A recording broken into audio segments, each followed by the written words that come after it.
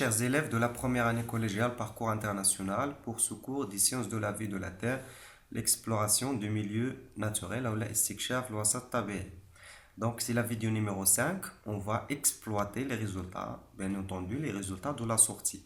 Dans les vidéos précédentes, on avait parlé de comment préparer une sortie écologique, comment réaliser une sortie, c'est-à-dire quel est le matériel qu'il faut, comment situer le milieu, comment utiliser la carte, comment réaliser la sortie, c'est-à-dire quelles sont les techniques qu'il faut avoir pour bien dégager les informations de la sortie écologique. Dans cette vidéo, on va exploiter les résultats de la sortie. On va assumer qu'on a réalisé la sortie et on va exploiter les résultats de cette sortie pour répondre aux problématiques. La problématique principale, c'est quelles sont les composantes des milieux naturels et quelles sont les relations qui existent dans un milieu naturel. ما هي الأوساط الطبيعية وما هي العلاقات التي توجد على مستوى هذه الأوساط الطبيعية. Donc, durant la sortie, nous avons observé plusieurs composantes. Donc, je vais exploiter avec vous les résultats de la sortie que j'ai effectuée avec mes élèves dans le jardin de l'établissement. يعني حديقة نعتبرها وسط طبيعي. Nous avons effectué plusieurs observations. On commence par les observations qu'on a effectuées sur les animaux ou les الحيوانات. On a observé par exemple des oiseaux de différents types. On a observé un chien, on a observé un escargot, on a observé une fourmi, une coccinelle, encore une coccinelle, un scorpion, un serpent, un papillon, etc. On a observé aussi des vers dans la terre, ou la didane à l'art. On a observé des cloportes. Des cloportes, ils vivent dans le sol. On a observé un chat, on a observé des pigeons, des escargots, un abeille ou une abeille. En plus de ces animaux, on a observé plusieurs végétaux. Par exemple, l'amandier, شجرة اللوز, le noisier, شجرة le noisier باللغة العربية هو القرقاع.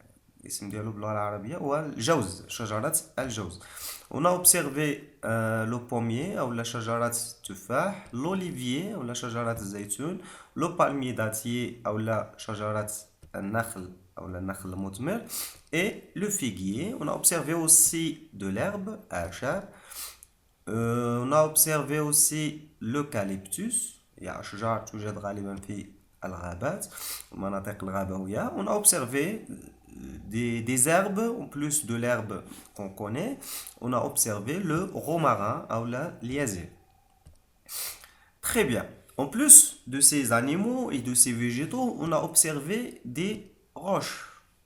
Les roches aussi, ou la الصخور, فهي من بين مكونات الأوساط الطبيعية. On a observé du sol, turba, on a observé de l'eau et bien entendu de l'air. Très bien.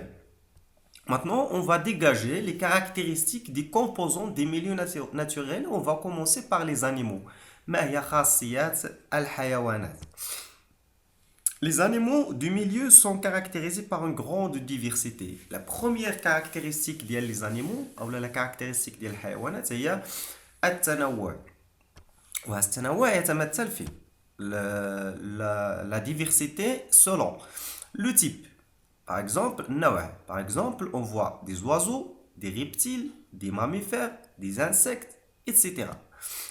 Il y a une autre diversité, c'est le milieu de vie. Il y a des animaux qui vivent dans l'eau, des animaux qui vivent dans l'air et des animaux qui vivent dans le sol.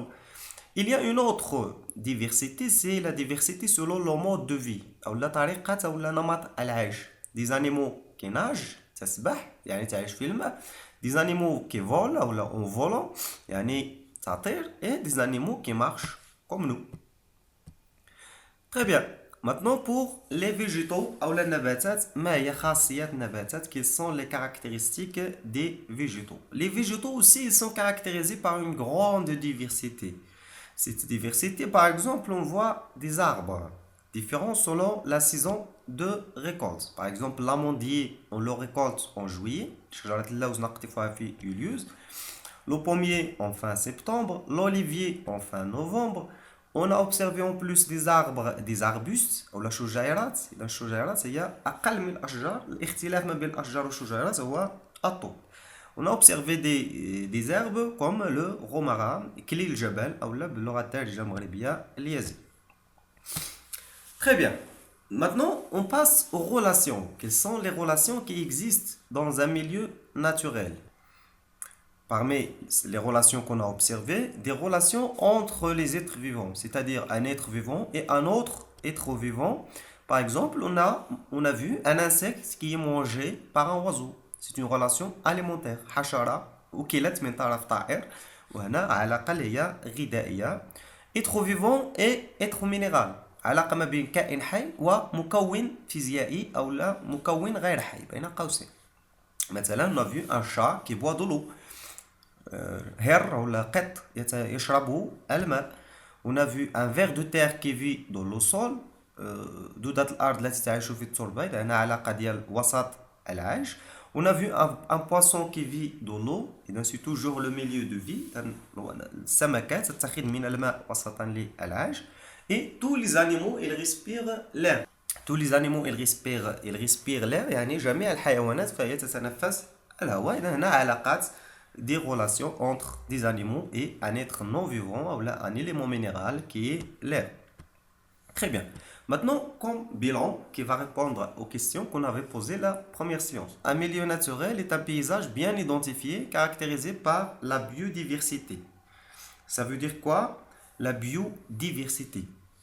C'est-à-dire que ce milieu naturel il est composé de plusieurs composantes.